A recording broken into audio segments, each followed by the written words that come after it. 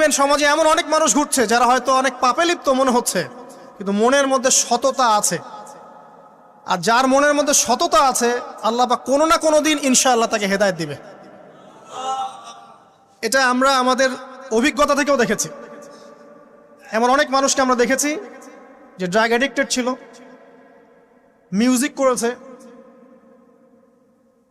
হারাম সম্পর্কের মধ্যে ছিল, নামাজ ঠিক মতো পড়ে নাই, কিন্তু যখনই আল্লাহর কথা আলোচনা হতো দেখতাম সে খুবই শান্তভাবে মন থেকে কথা শুনছে। এই কথা শুনতে শুনতে শুনতে একদিন মাশাআল্লাহ এখন দেখবেন যে চিল্লা দিয়ে বেড়াচ্ছে বিভিন্ন মসজিদে। আল্লাহ হেদায়েত দিয়েছে।